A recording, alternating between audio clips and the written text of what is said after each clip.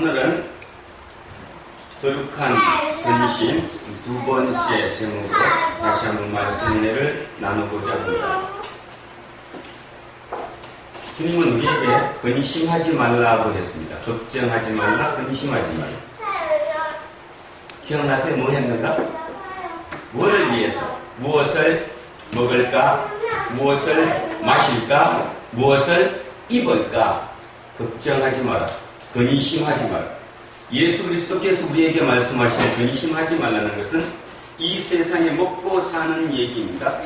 자, 무엇을 먹을까? 무엇을 마실까? 무엇을 입을까? 형, 이 화학적인 이런 부분에 대해서는 근심하지 말라고 했어요.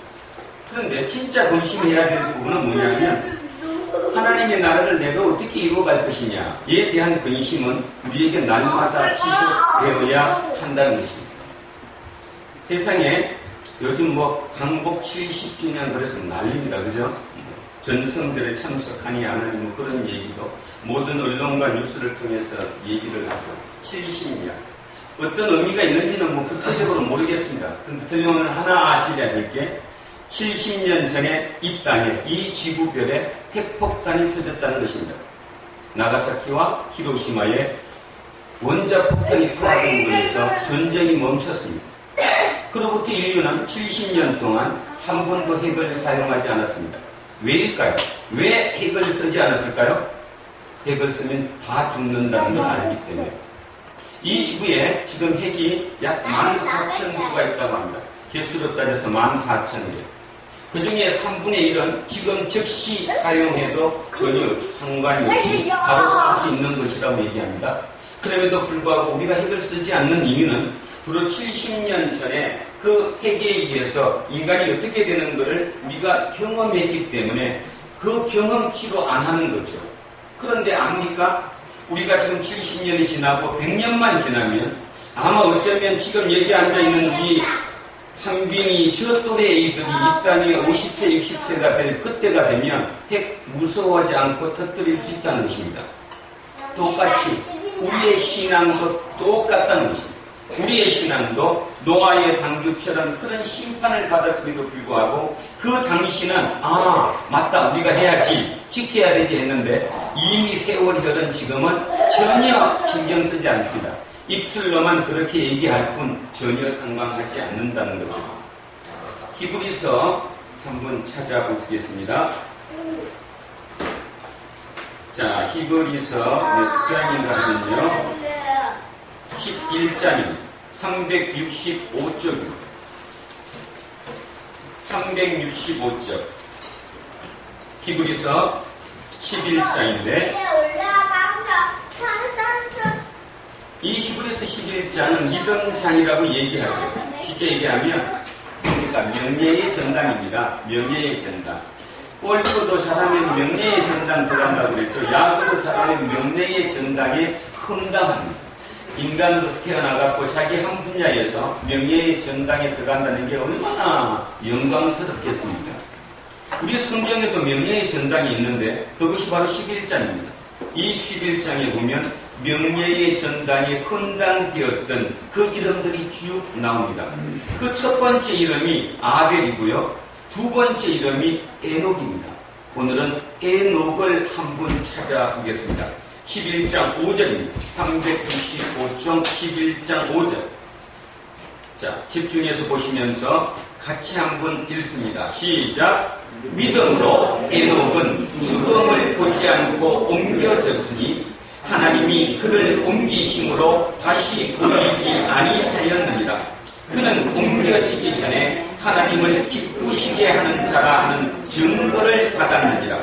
믿음이 없이는 하나님을 기쁘시게 하지 못하나니 하나님께 나아가는 자는 반드시 그가 계시는 것과 또한 그가 자기를 찾는 자들에게 상 주시는 이심을 믿어야 할지니라. 아멘. 자, 이제 중요한 지금 얘기가 나왔어요. 믿음이 뭡니까? 믿음으로 에녹은 헌당이에요. 믿음의 헌당, 그죠?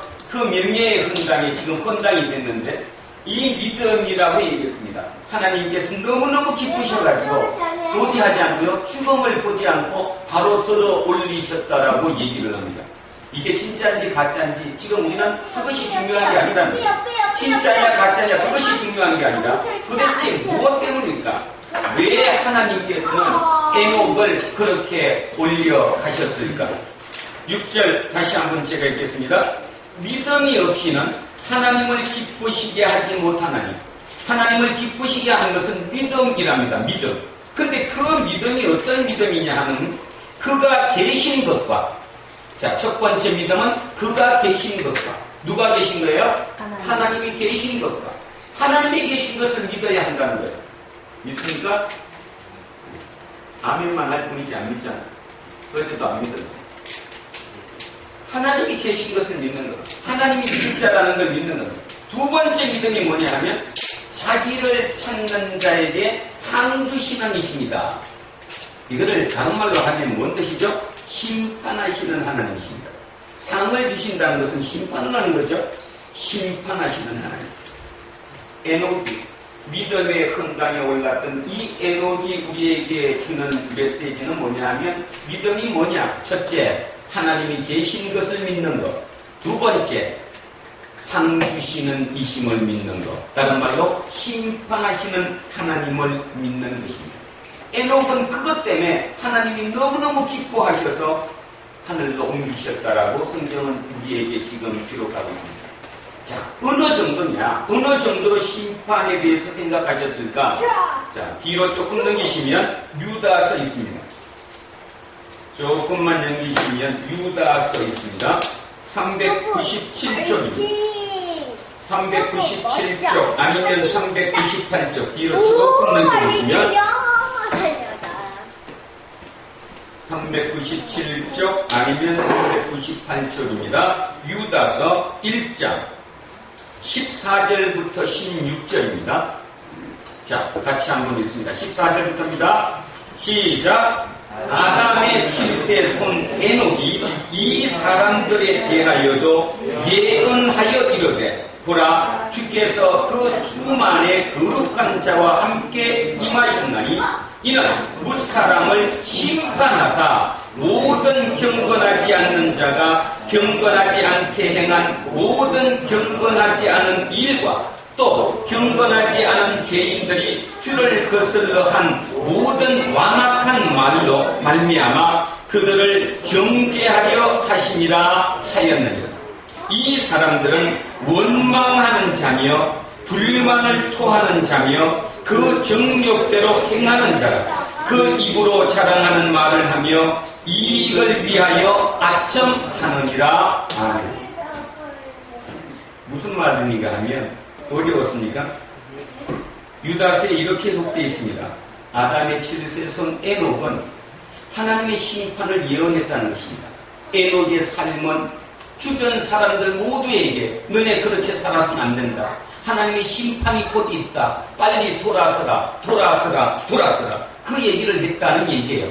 심판을 선포하며 살았던 얘기입니다. 그러면 날마다 밥 먹고 심판만 선포했을까요? 아니죠. 자기의 삶이 하나님과 함께하는 삶을 살았다는 거예요. 주변 사람들부터 뭔 소리 들었을까? 저 바보 멍청이. 왜 저렇게 살아? 세상 한 세상 사는 건데 왜 저렇게 살았을까? 그렇게 살았다는 얘기입니다. 자, 에녹의 얘기 다시 들어보면 16절에 이렇게 얘기합니다. 이 사람들은, 그러니까 에녹을 제외한 그 시대에 살았던 그 사람들은 원망하는 자며 날마다 입에 원망을 달고 산다는 거죠. 불만은 토하는 자며 날마다 입만 열면 불만투성이라는 거죠. 누구 얘기하는 것 같아요? 그죠? 본인들 얘기하는 거 아닙니까? 그 정욕대로 행하는 자며 그 정욕대로 그 입으로 자랑하는 말을 하며 자기의 이익을 위해서 뭐 한다고요? 아첨합니다. 자기의 이익을 위해서 아첨합니다. 16절 다시 한번 천천히 읽습니다. 하나님의 말씀을 한번 받아들여 보시기 바랍니다. 시작합니다. 이 사람들은 원망하는 자며 불만을 토하는 자며 그 정욕대로 행하는 자라. 그 입으로 자랑하는 말을 하며 이익을 위하여 아첨하느니라. 이런 사람들에게 누가? 에녹이 하나님의 심판을 선포했다는 것. 무슨 뜻입니까? 그렇게 살지 마라. 그렇게 살아서는 안 된다. 자기의 삶으로 증거하며 살았던 얘기입니다. 이 시대를 돌아와 보겠습니다. 어떻습니까? 여기 있는 말과 한치도 틀리지 않죠? 입만 열면 원망해. 심지어는 부모가 부모를 원망하고 부모가 자식을 원망하고 자식이 부모를 원망합니다. 입만 열면 조금만 남한테 뭔가 공격이 들어오면 뭐 때문이라고 얘기합니다. 두 번째, 불평은 토합니다. 불만을 토합니다. 세상이 이래서 안 된다는 데 지 생각을 하지 않고, 그죠? 끝없이 불만합니다. 그리고 진정력대로 삽니다. 하고 싶은 대로. 그게 옳은지 그른지조차 모릅니다. 미국에 있는 유력 일간지에 한국의 롯데 사태에 대해서 헤드라인 기사가 났다고 얘기합니다. 창피한 얘기죠, 그죠? 그게 기사가 어떻게 났느냐 하면, 어느 날 90이 넘은 치매 걸린 아버지에게 둘째 아들이 뺨을 맞았다. 그 뺨을 맞은 둘째 아들은 분을 이기지 못하여 그 아버지와 그 큰 병을 내쳤다. 이게 타이틀 기사였답니다. 타이틀 기사. 세상은 그게 옳은지 그런지 생각하지 않습니다. 뭐가 창피한 건지도 생각하지 않습니다. 하나 더 할까요? 가슴 터지는 얘기. 뭐 듣지 못했을 수도 있지만 파주 갑의 모 국회의원은 자기의 딸을 로스쿨을 졸업시켜서 거기에 있는 유명한 재벌 그룹 회사에 변호사 한 명을 뽑는데 경력직 변호사를 뽑는 그 회사에 자기 딸 원서 넣었다고 전화했답니다. 자기는 한 게 그것밖에 없대요. 어떤 생각이 드십니까? 나는 안 그렇습니까? 그 지역 국회의원이 그 지역에 있는 재벌 회사에 우리 딸이 그 회사에 원서 넣었으니까 한번 봐달라. 그 전화한 지혜밖에 없대. 자기는 잘못한 게 없대요.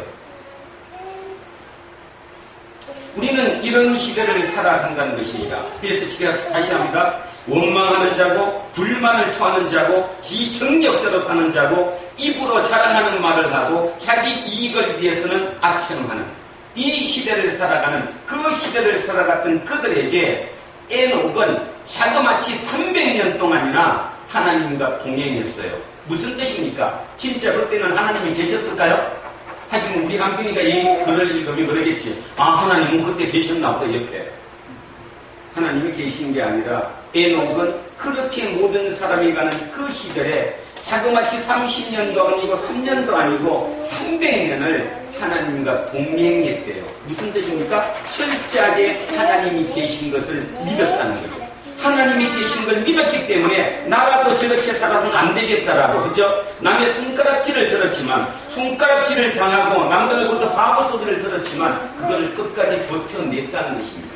바로 그 점이 누구의 믿음이에요? 에녹의 믿음입니다. 에녹이 명예의 전당에 헌담된 이유가 바로 그것이라고 우리 성경은 우리에게 얘기하는 것입니다. 자, 기억하십시오. 에녹의 믿음은 두 가지였습니다. 하나는 뭐였냐 하면 하나님이 계시는 것을 온전히 믿었어요. 어느 정도로 믿었느냐? 그냥 잠시 시간 날 때마다 아, 하나님 계셔 이렇게 믿은 것이 아니라 순간 수시 순간 불식간에도 아, 하나님이 나하고 함께 계신다고 믿었어요. 그걸 뭐라고 얘기하냐면 하나님과 동행한다라고 얘기합니다. 여러분 어저께 단 몇 분 하나님과 동행하셨습니까? 저에게 질문한다면 저는 요즘 자신 있게 대답할 수 있습니다. 많이는 못해도 적어도 12시간 이상은 동행합니다. 왜냐하면 어쩔 수 없어서 동행 안 하면 못 사니까. 동행하는 끊임없이 생각합니다. 내 앞에 뭐가 닥칠 때도 하나님이셨다면 하나님이 이루어주시겠지. 그러면 답도 있겠지. 그 생각하고 삽니다. 동행한다는 것, 하나님이 있음을 온전히 믿는 것입니다. 두 번째 믿음이 뭐라고 했어요? 심판을 믿는 겁니다. 심판을. 심판의 믿음이 없으면 이 믿음은 헛된 겁니다. 대한민국 기독교의 문제는 뭘까요? 하나님이 계신 걸 믿는데 심판주의 하나님을 믿지 않습니다. 항상 좋으신 하나님만 믿어요. 그래서 자기는 사랑받기 위해서 태어났대. 모두가 다 사랑받기 위해 태어났으니 사랑해줄 사람은 도대체 누굽니까? 그러니까 상처받게 생기지 않죠.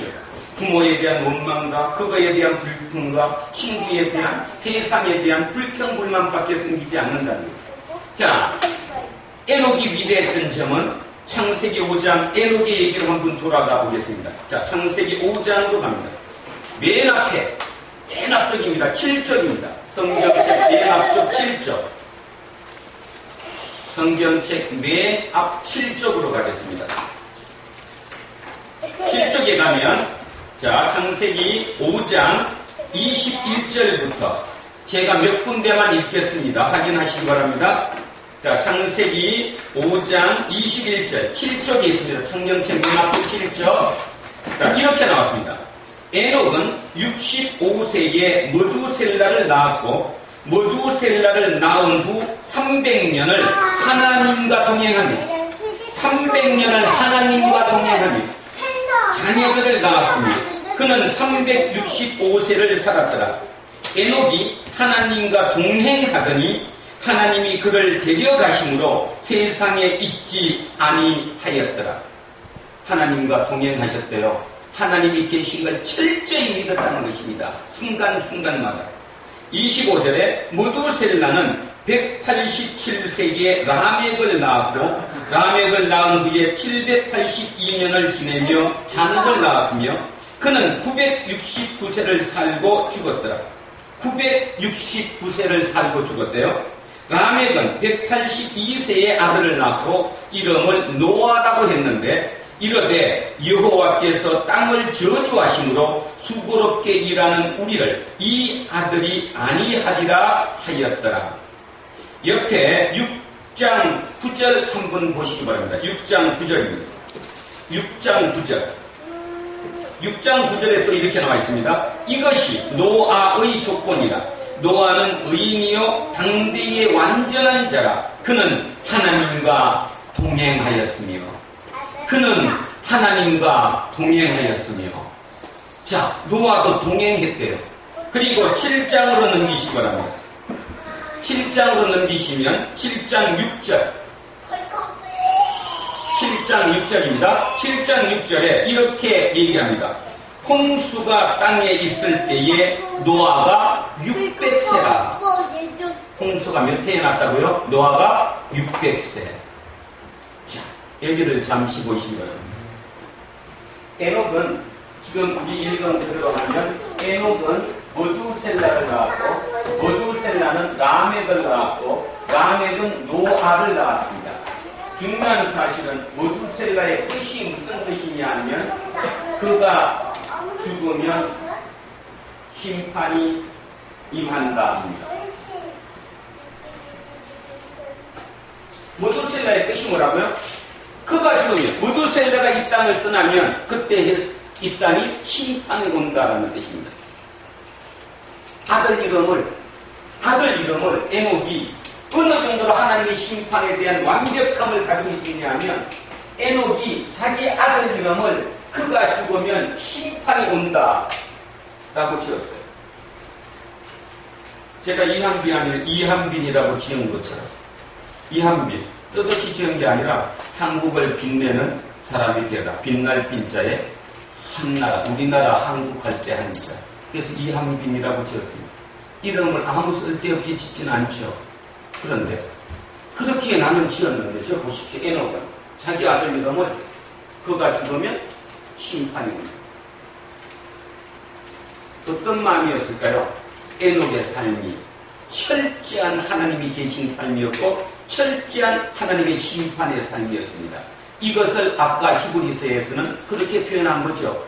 그가 계신 것과 그가 상 주시는 이 힘을 믿는 믿음. 그 믿음이 에녹을 그렇게 만들었다 이것입니다. 오늘 우리에게도 마찬가지. 우리에게 결국 지금 가장 중요하게 필요한 것이 뭐냐 하면 바로 그 믿음입니다.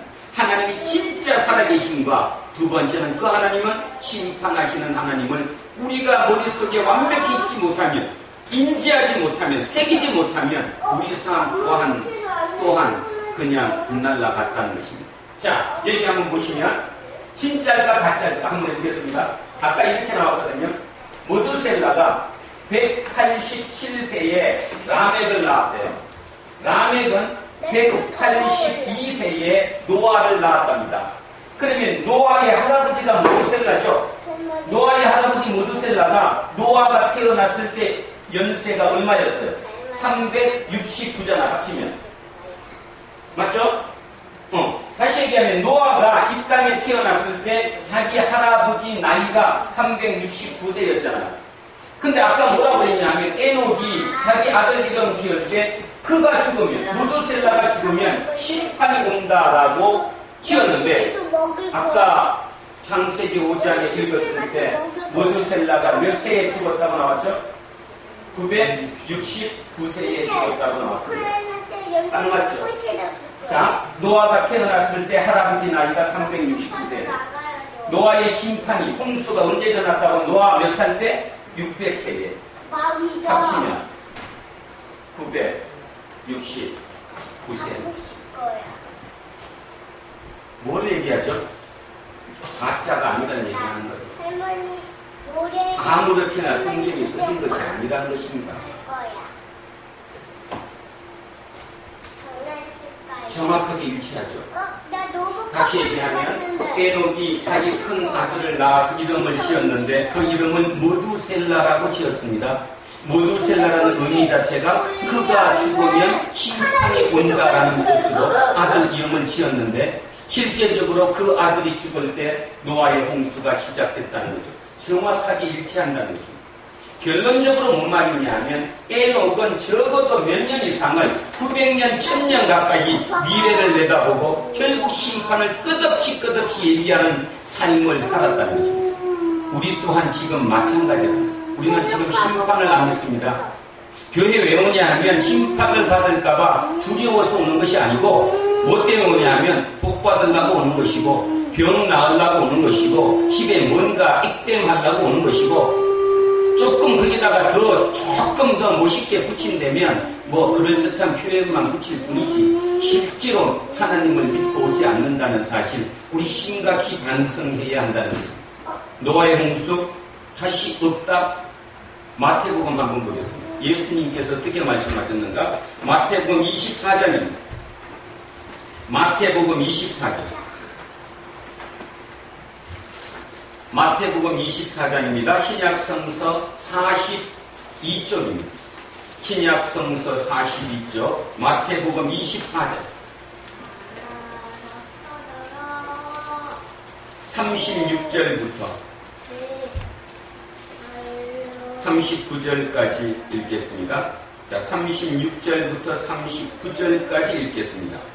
이거는 지금 색깔이 어떤 성경책에 좀 이렇게 색깔로 되어 있으면 빨간 글씨로 되어 있죠. 성경책에 빨간 글씨로 기록된 것은 예수님이 직접 하신 말씀입니다. 자, 읽겠습니다. 예수님이 이렇게 말씀하셨습니다. 36절 시작. 그러나 그 날과 그 때는 아무도 모르나니 하늘의 천사들도 아들도 모르고 오직 아버지만 아시느니라. 노아의 때와 같이 인자의 임함도 그러하리라. 홍수전에 노아가 방주에 들어가던 날까지 사람들이 먹고 마시고 장가들고 시집가고 있으면서 홍수가 나서 그들을 다 멸하기까지 깨닫지 못하였으니 인자의 임함도 이와 같으리라. 아멘. 아무 생각도 안 드십니까? 아니면 조금 떨립니까? 조금 떨리면 조금 괜찮은 거고 거기다가 진짜 떨리면 지극히 정상입니다. 지극히 정상. 우리의 믿음이 이겁니다. 믿음이 무엇인지 모르고 믿으면 그 믿음은 가짜입니다. 맨날 기복주의 얘기하는데 기복주의가 복빈다고 기복주의가 아니라 믿음 자체가 잘못된 걸 기복주의라고 얘기합니다. 성경에 그렇게 기록되어 있지 않는데 적어도 성경의 말씀을 진짜라고 하나님 말씀이라고 믿으면 이 말씀을 지키려고 애를 써야 되는데 그 중에 나한테 힘되는 좋은 구절만 골라다가 그것만 벽에 붙여놓고 날마다 그거를 읽어. 그리고 그게 하나님 말씀이라고 생각하는 우리의 우둔함. 진짜 내일이라도 이렇게 노아의 홍수처럼 온다면 과연 어떻게 할 것인가? 안 오겠죠, 그죠? 안 올 거잖아요. 분명히 예수님도 이렇게 말씀하셨어요. 노아의 때처럼 누구든지 끝없이 예언을 선포합니다. 심판을 예언하고 선포하고 종말이 온다. 이 땅이 끝이 아니다. 새로운 심판이 올 것이다. 제대로 살아라. 아무리 떠들어도 안 산답니다. 안 산다. 지금도 매한 똑같다는 거예요. 그 사람이 어땠다고요? 아까 그 다시 얘기하면 입으로 열면 뭐만 일어나고 불평 불만만 일어나고 그죠? 자기 처지를 비관만 하고 그 다음 끝없이 악천만 하고 지 이익만 생기는 이 세대 그때 오겠다는 거예요. 좀 전에 얘기했던 것처럼 이 나라의 재벌이 이 마을에 있는 이 나라의 엘리트들이 이 나라의 지도자에 있는 위치에 있는 사람들이 윤리를 다 잊어버렸어. 옳고 그름은 몰라. 내 자식이니까 자식에 대해서는 반대해준다. 하나님은 자기 자식을 버리셨는데 하나님은 자기 자식을 버리셨는데 진짜 버리시기 위해서 버렸어요? 살리기 위해서 버리셨습니까? 살리기 위해서 버리셨는데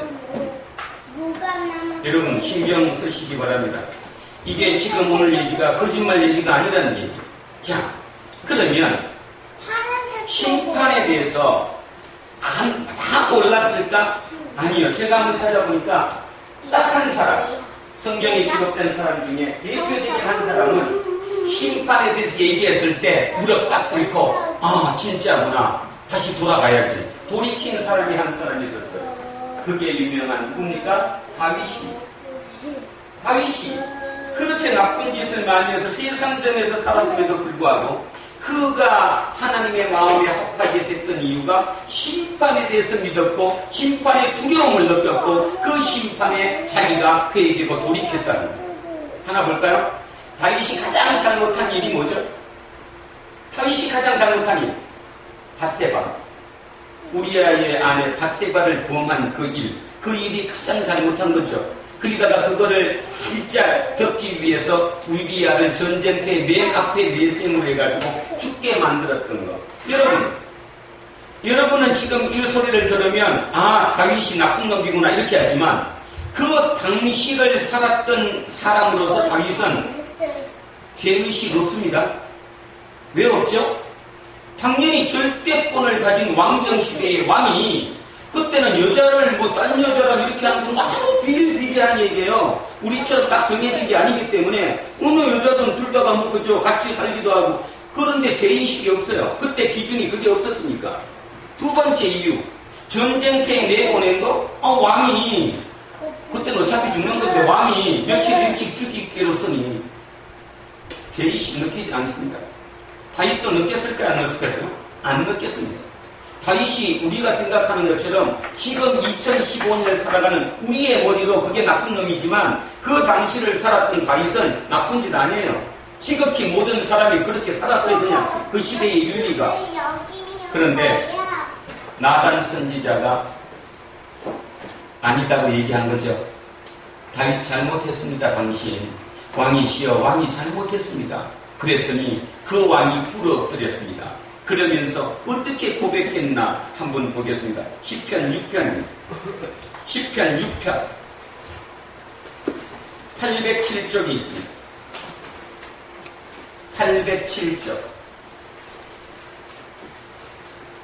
시편 6편의 807쪽의 시편 6편 이게 바로 그 내용입니다. 다윗이 그 사건을 통해서 꿇어앉아고 침상에 엎여서 눈물을 흘려가면서 이불을 눈물로 푹푹 적셔가면서 그 쓴 기도문입니다. 같이 한번 합독합니다. 시작! 여호와여 주의 분노로 나를 책망하지 마시오며 주의 진노로 나를 징계하지 마옵소서. 여호와여 내가 수척하여 싸우니 내게 은혜를 베푸소서. 여호와여 나의 뼈가 떨리오니 나를 고치소서. 나의 영혼도 매우 떨리나이다. 여호와여 어느 때까지니까. 여호와여 돌아와 나의 영혼을 건지시며 주의 사랑으로 나를 구원하소서. 사망 중에서는 주를 기억하는 일이 없사오니 소홀에서 주께 감사할 자 누구리까. 내가 탄식함으로 피곤하여 밤마다 눈물로 내 침상을 띄우며 내 요를 적시나이다. 내 눈이 근심으로 말미암아 쇠하며 내 모든 궤적으로 말미암아 어두워졌나이다. 아멘. 얼마나 근심이 컸습니까? 근심이 눈이 안 보이고요. 울어가지고 눈물이 내 담요, 이불을 다 적셨고요. 뭐가 떨려요? 뼈가 떨리고요. 영혼이 떨린답니다. 이게 다윗이었습니다. 잘못을 안 했다는 것이 아니라 철저하게 잘못했는데 그 잘못에 하나님이 그렇게 두려운 거예요. 누구의 하나님이십니까? 심판의 하나님. 지금 우리는 어떻습니까? 이런 일 저리도 나면 이튿날 하나님 용서해 주셔서 감사합니다. 긍휼을 베풀어 주옵소서. 하나님 회개합니다. 그리고 게임 끝. 돌이켜 살라고 하지 않죠? 자, 다윗 보십시오. 이렇게 애절하게 기도했습니다. 뼈가 떨린다고 얘기했고요. 영혼이 흔들린다고 얘기했습니다. 그럼 결과가 어떻게 됐느냐? 열왕기상 1장입니다. 열왕기상 1장. 507쪽 아니면 508쪽. 507쪽 아니면 508쪽. 앞쪽으로 조금 넘기시면 열왕기상. 열왕기상. 자, 다윗이 어떤가 보십시오. 다윗이 왜 하나님의 마음에 합해졌는가를 한번 보시기 바랍니다. 자, 열왕기상 1장입니다. 1절부터 4절입니다. 507쪽 아니면 508쪽. 열왕기상 1장 1절로 4절까지. 시작. 다윗 왕이 나이가 많아 늙으니 이불을 덮어도 따뜻하지 아니한지라 그의 시종들이 왕께 아뢰되 우리 주 왕을 위하여 젊은 처녀 하나를 구하여 그로 왕을 받들어 모시게 하고 왕의 품에 누워 우리 주 왕으로 따뜻하게 하리이다 하고 이스라엘 사방 영토 내에 아리따운 처녀를 구하던 중 수냄 여자 아비삭을 얻어 왕께 데려왔으니 이 처녀는 심히 아름다워 그가 왕을 받들어 시중들었으나 왕이 잠자리는 같이 하지 아니하였더라. 아멘. 이상한 문구가 지금 하나 있죠? 어느 문구가 이상합니까? 지금 다윗 왕이 노인이 됐습니다. 우리나라도 뭐 조선시대도 그랬고 아마 권상이 어릴 때 그랬어요. 그죠? 시골에 돈 많은 부잣집 할아버지들은 막 몸이 추우니까 따뜻한 동료라고 그러죠. 동료. 젊은 아가씨를 같이 품에 안아서 따뜻하게 자라고 동료를 드리고 했잖아요. 쌀 몇 가마니 주고. 우리나라 조선시대 이후에도 그랬습니다. 그런데 3000년 전 이 시대에는 안 그랬겠습니까? 당연히 그랬죠. 쉽게 얘기해서 무슨 얘기인가 하면 지금 다윗 왕이 나이가 이제 너무 들었어요. 그게 도저히 안 되니까 나라에서 아주 그 젊은 아가씨를 얻어서 밤에 품에 안고 자라고 따뜻하게 하기 위해서. 그랬으면 그걸로 끝나야 되는데 맨 마지막 구절 제가 한번 읽습니다. 이렇게 나왔습니다. 이 아가씨가 심히 아름답대요. 쉽게 얘기해서 미스 이스라엘이 됩니까? 미스 이스라엘. 그 아리따운 아가씨를 했는데 왕이 시중은 들었으나 왕이 잠자리는 같이 하지 아니하였더라. 이 구절이 왜 여기에 끼었을까요? 다윗이 아까 밧세바 사건 이후에 10편, 6편에 그 정도로 처절하게 회개하고 하나님에 대한 근심으로, 그죠? 하나님의 심판에 대한 걱정 근심으로 그렇게 고백한 이후에 누구는 다윗은 이 나이 들었어도 여자를 건드리지 않았다는 얘기입니다. 성경이 우리에게 전해주는 메시지. 약속을 실천한 겁니다. 진짜 회개한 거예요. 아십니까? 우리는 어제 잘못하고 회개하고 내일도 또 해. 그리고 또 회개하는데. 다윗이고 성경에서 다윗이 하나님과 마음이 합했다고 얘기하는 것은 그 심판하는 하나님을 철저하게 믿었고 그 하나님께 자기가 약속한 것에 대해서는 철저하게 지켰기 때문이라는 것입니다. 바로 이게 우리의 믿음입니다. 우리 지금 오늘 보는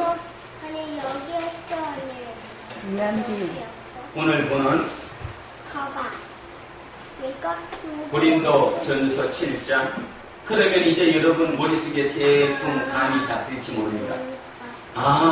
사도 바울이 왜 그 고린도 교회 교인들에게 그렇게 요거도 닦으면서 어느 정도로 심하게 말을 썼으면 자기가 써놓고 보내고 난 뒤에도 보내지 말걸, 쓰지 말걸 그렇게 할 정도로, 그죠? 그 내용이 무엇이었을까? 대충 감 잡히죠. 믿음에 대한 얘기였습니다. 너네 그렇게 살면 심판받는다는 얘기. 너네 그렇게 살면 심판받는다는 얘기. 쓰기 싫었던 얘기, 목사가 설교하기 싫은 거, 이런 얘기 하면 좋아하지 않으니까 그 얘기를 써서 보냈어요. 얼마나 마음이 두려웠겠습니까? 그런데 결론적으로 지금 10절을 우리가 읽어보면 어떻게 됐냐면, 하나님의 뜻대로 하는 근심은 후회할 것이 없는 구원에 이르게 하는 회개를 이루는 것이래요. 오늘 하나님께서 제 입술을 통해서 여러분에게 주신 이 메시지가, 에녹의 얘기가, 다윗의 얘기가, 심판기를 믿는 그 믿음이 오늘 우리에게 진짜로 들어왔다면 우리는 회개해야 된다는 것입니다. 그것이 구원이라는 얘기예요. 그것이요, 세상의 근심은 사망을 이룬다. 우리가 근심해야 될 것은 이 땅에서 어떻게 살 것인가가 아니라는 얘기입니다. 다시 예수님의 말씀으로 돌아가면, 예수님은 무엇을 먹을까, 무엇을 마실까, 무엇을 입을까 근심하지 마라. 먼저 그의 나라와 그의 의를 구하라. 그리하면 이 모든 것은 더해지리라. 하나님의 약속을 믿으셔야 된다는 거죠. 근데 우리는 지금 걱정을 거꾸로 합니다. 어떤 걱정 문제예요? 무엇을 마실까? 무엇을 입을까? 무엇을 먹을까? 그 걱정하고, 하나님은 봐주시겠지. 뭐 하나님은 좋으신 하나님이니까 날마다 좋으신 하나님만 믿어요. 예배 끝나고도 좋으신 하나님 찬송 부르고, 그리고 끝나요. 11절 가봅니다. 11절 보라, 하나님의 뜻대로 하게 된 이 근심은, 이 걱정은, 이 두려움은 너희로 얼마나 간절하게 하며, 여러분 오늘 간절해지십니까? 내가 간절하게 살 수는 없지만 하나님이 나를 도와주시면 진짜 나는 간절하게 살 수 있다고 하나님께 간절하십니까? 두 번째, 얼마나 변전하게 하며 내 잘못을 증언한다 이 말이에요. 내가 뭐를 잘못했는데 실은 이제 앞으로는 안 하겠습니다. 나를 증거한다는 거죠. 내가 변명한다는 것입니다. 얼마나 분하며, 뭐가 분합니까? 지금까지 잘못 살아온 게 분한 거지. 잘못 알았기 때문에 그 거짓 예언자, 거짓 교사들이 우리를 잘못 가르쳐줘가지고 내가 잘못 사는 그 일이 얼마나 분한지 모른다는 겁니다. 얼마나 분합니까? 얼마나 두렵습니까? 이 얘기를 듣고도 안 두렵습니까? 그래서 하나님은 그냥 좋으신 하나님이십니까? 얼마나 사모하게 하며 그 하나님께 내 목숨을 걸만하죠. 사모하며 얼마나 열심히 있게 하며, 얼마나 열심히 있게 하며, 하나님께 내가 얼마나 열심히 있겠어요. 그죠? 얼마나 벌하게 하며, 이게 벌한다는 게 뭐예요? 정의를 위해서 악을 벌한다는 것입니다. 그 악에게 내가 대항한다는 거예요. 악에게 그냥 내가 좋은 게 좋은 거니까, 편한 게 편한 거니까 그냥 대충 하는 것이 아니라 악을 벌한다는 겁니다. 악에게 내가 대항한다는 거예요. 너희가 그 일에 대하여 일체 너희 자신의 깨끗함을 나타내었느냐. 사도 바울이 고린도 후서에서 오늘 우리에게 이렇게 많은 메시지의 개념을 깊이 생각하셔야 합니다. 바울은 그렇게 살벌하게, 어찌 보면 너무너무 심각한 내용을 써서 디도를 통해서 편지를 보냈습니다. 속으로 걱정이 많았죠. 알아들을까? 저것 때문에 그들이 도로 잘못되는 거 아닐까? 그런데 결론은 어떻게 됐습니까? 그들이 회개했다는 것입니다. 그들이 우리가 잘못 살았구나. 우리가 지금 잘못 알아들었구나. 그래서 얼마나 간절하고, 얼마나 변전하고, 얼마나 분하고, 얼마나 두렵고, 얼마나 사모하게 하고, 얼마나 열심히 있게 하고, 얼마나 불한가. 그렇게 살기로 다짐하는 그를 보면서 12절 갑니다. 그런즉 내가 너희에게 쓴 것은 그 불의를 행한 자를 위한 것도 아니요 불의를 당한 자를 위한 것도 아니요 오직 우리를 위한 너희의 간절함이 하나님 앞에서 너희에게 나타나게 하려 합니다. 하나님 앞에 우리의 모습이 드러나게 하는 것, 우리의 이 모습이, 회개하는 이 모습이, 생각이 바뀌는 이 모습이, 하나님께 다시 한번 다가겠다는 그 하나님에 대한 열망이, 그 간절함이 앞서는 것, 그것이 하나님에게 보여주고 싶은 것이 바울의 목적이었죠. 오늘 똑같습니다. 이게 옛날 얘기가 아니라면 하나님께서 진짜 친히 오늘 이곳에 임재하고 계시고 우리에게 지금 주시는 메시지라면 하나님이 우리의 마음속을 들여다보실 것입니다. 진짜 회개하고 있는가? 진짜 하나님을 믿고 있는가? 아니면 가짜인가? 하나님이 도대체 누구인가? 세상의 1차인가 2차인가? 내 욕심을 구하기 위한 도와주는 하나님이신가? 아니면 내가 하나님을 위해 사는 것인가? 심판하는 하나님을 믿는다면, 다시 얘기해서 영생을 믿는다면 우리는 절대로 그렇게 살 수 없다는 것입니다. 절대로 그렇게 살 수 없다는 것입니다.